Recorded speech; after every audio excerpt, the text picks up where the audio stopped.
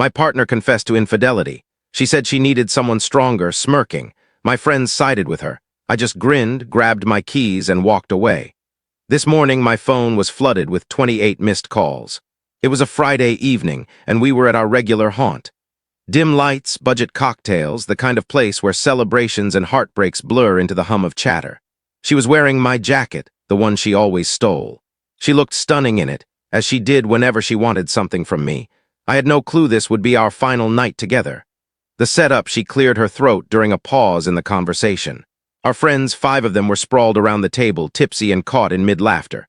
"Well," she announced, her voice cutting through the noise, "no time like the present, I suppose." The table fell silent. I glanced at her, steady, waiting. She turned to me, a smirk curling her lips. "I cheated," she said. The word didn't burn, it just settled, like a truth you'd sensed but ignored. "Truth is," she continued, "I needed someone stronger. Not a guy stuck in IT support, tinkering with a car that's still a wreck." Laughter, their laughter, my friends. They weren't surprised. They already knew. Not one of them stood by me. Jake, who I considered family, raised his glass to her.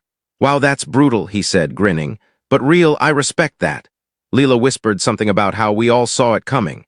Even Nate, who used to crash at my place, just shot me a look, the kind that says, "Take the hit and go." So I did.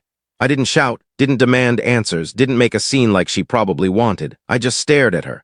Truly saw her, the craving for attention, the hollowness behind her smirk, the desperation to act like she'd come out on top. Then I smiled, tossed my keys in the air, caught them. "All right," I said, that was all. Then I turned and left. Their laughter echoed louder as the door closed behind me, but they didn't hear what I was thinking, the plan that sparked in my mind. I wasn't going to fight for someone who mocked me. I was going to become someone they couldn't overlook, someone she couldn't touch. The beginning, I met Sophie 3 years ago at a bookstore near campus. She was flipping through The Catcher in the Rye, sporting dark eyeliner and a worn bracelet on her wrist. I asked about the book. She looked up and said, "Only lost souls read this in public." Then she grinned. That was it. We connected. Instantly, late-night drives, silly private jokes, falling asleep with her curled against me like I was her safe haven. She used to say, "You're my calm." I believed her. The good times, she'd bring me coffee when I worked late shifts. Called me her rock, the one who grounded her when life got chaotic. When I worked on that beat-up '95 Mustang in the garage, she'd sit nearby, handing me wrenches, picking the playlist. We weren't wealthy. We weren't showy. But we were steady, or so I thought. The change crept in slowly. She started going out more often. Girls' nights became "don't wait up" messages. She stopped showing up at the garage. Rolled her eyes when I mentioned starting my own tech consulting firm. "You're always chasing dreams that take forever," she said once. I didn't argue. I thought she was just overwhelmed, stressed. But the reality, she was already searching for someone bolder, flashier. And that someone was Ethan, a gym trainer with abs and the charm of a damp rag. The friends Jake started hanging out with her more than me. Nate played neutral, avoiding conflict. Even Leela, who once leaned on me during her own heartbreak, drifted away. That night at the bar, I didn't just lose a girlfriend. I lost a crew, but something inside me locked into place. Not anger, not despair. Clarity. They didn't betray me because I was weak. They betrayed me because I was reserved, and they mistook that for passivity. They were mistaken. The first night, I didn't sleep after the breakup. I lay awake, replaying every moment of that bar scene. Her smirk, Jake's chuckle. The way they looked at me like I was the butt of a joke I hadn't caught. The next morning, I checked my phone. No apologies, no missed calls. Just a single group text from Nate. "Hey man, hope you're cool with this. Let's all be adults, yeah?" Adults. As if laughing while my girlfriend trashed our relationship in public was mature. I cut them off, deleted my social media. Blocked their numbers, erased old pictures, wiped her contact, but not the memories. Then I looked in the mirror, not for self-pity, for assessment. If they saw me as expendable, I'd build a version of myself they couldn't dismiss. The plan, I started small.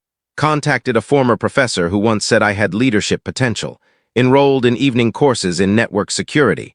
Woke up at 5 a.m. daily to run, even when my body protested. Ate better. Trained harder, studied relentlessly, and above all, I worked. 10 hours a day, sometimes more, freelancing, fixing systems for small businesses. I said yes to every opportunity. While they partied and posted and treated betrayal like a badge of honor, I was crafting a version of myself they wouldn't recognize. No one knew where I disappeared to. Not Jake, not Leela, not Sophie, especially not Sophie. She didn't reach out. Didn't apologize. She was too busy sharing filtered photos with Ethan, captioned with things like, "True love conquers all." Adorable. Let's see how long true love lasts when the excitement fades, the cash runs dry, and the man you left is no longer trailing behind. He's miles ahead. Month 2, no texts, no messages, no remnants of my old life. Just schedules, discipline, and quiet, and I thrived in it. Work took off. A freelance job led to a contract. That led to a recommendation, then a steady client. Soon, I was earning more in a month than I used to in half a year. I launched my own LLC, built a sleek, understated website, started getting inquiries from companies that once ignored me, all without a single post, all without telling a soul. Because the best progress is the kind no one notices until it's undeniable. The physical transformation: I shed 15 pounds, cut out junk food, ran 5 days a week, lifted weights, cleared my skin, got a proper haircut. Confidence didn't come from praise, it came from consistency. I dressed better, not to show off, but because I finally valued myself enough to reflect it. One evening, I caught my reflection in a shop window. I paused and looked. Would she even know me now? It didn't matter. This version of me wouldn't have given her a second glance. The social echo: I stayed off social media, but others didn't. I started appearing in tagged photos, client events, industry meetups, fitness challenges. Some of Sophie's friends still followed those accounts, and then my phone started pinging again. Leela: "Hey, long time, you're looking great, you good?" Jake: "Heard you're doing your own thing now, that's huge, respect." Nate: "Man, your name popped up in a work convo, you crushing it." I ignored them all. The version of me they knew, gone. They buried him when they laughed. I just made sure he stayed buried. The first crack: Sophie's post slowed, then stopped. 2 months of silence. Then a fuzzy Instagram story from a mutual friend's party, her in the background, alone, looking worn, no Ethan, no caption, no talk of stronger men or moving up. Just a girl fading into the crowd at a party she used to own. I didn't gloat, didn't feel smug. I just felt done, not triumphant, disconnected. Because when someone tears you down in public and you rebuild in private, there's a moment when their name loses all meaning. The flood had happened on a Sunday. Overcast sky, coffee brewing. I was polishing a client proposal when my phone lit up. One call, then another, then 28 missed calls in 2 hours. Sophie, Jake, even Leela. They came rushing in like waves from a sinking ship no one admitted was going down. First, the texts. Sophie: "I know you probably hate me, but please, can we talk?" Sophie: "Everything's falling apart, I just need a minute." "Please, Sophie, I screwed up, you didn't deserve that, I get it now."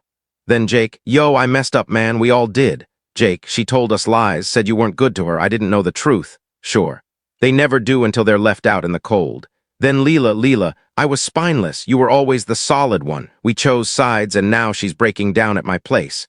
Leela: "She says you're not answering." "Are you okay?" I was fine, she wasn't. And the irony: they thought my silence was weakness for months. Now it was unraveling them. The final message: Sophie's last text, came at 1 a.m. Sophie: "I thought I wanted someone thrilling. I got someone shallow instead. Ethan's gone, he cheated, he's broke, I'm broke." Sophie: "I miss you, God, I miss you." Sophie: "You didn't deserve what I did, I see it now. You were my everything." Sophie: "Please just say something." I sat with that for a moment, watching the typing bubble flicker. Then I set my phone down, face down, and went to bed. Because by the time they realize your worth, you're too busy building a version of yourself they'll never get to know. I woke up to another flood of texts. "You probably despise me, I get it if you never want to see me again. But please, just talk to me, I miss who we were, I miss who I was with you." That last part hit hardest. Not the pleading, not the regret. It was who I was with you. Because that's what stung most, wasn't it? She didn't just lose me, she lost the version of herself that existed when I trusted her. And that, she'd never reclaim. I typed, slowly. No rage, no drama, just truth, me. "You didn't just choose someone else, you made a spectacle of humiliating me. You turned it into a performance, and when I walked away, I didn't just leave the relationship. I left the person who thought I wasn't enough. I'm not mad, I'm not bitter, I'm just finished. Take care." Then I blocked her. Final closure. I didn't wait for a response. Because the best revenge isn't about destroying them. It's about becoming so undeniably whole that they can't even imagine fitting into your life anymore. And while they drown in regret, you rest. Soundly. Because revenge isn't always loud. Sometimes it's simply never turning back. Was this revenge justified? Or was it something deeper? If this story moved you, made you reflect, or stirred a memory, don't just move on. Hit like. Subscribe, share it, because here every betrayal carries weight. And every subscriber powers the next unforgettable tale. Drop your thoughts below. We read them all. Thank you for joining Ethan's journey, where every story casts a shadow and every silence holds an ending.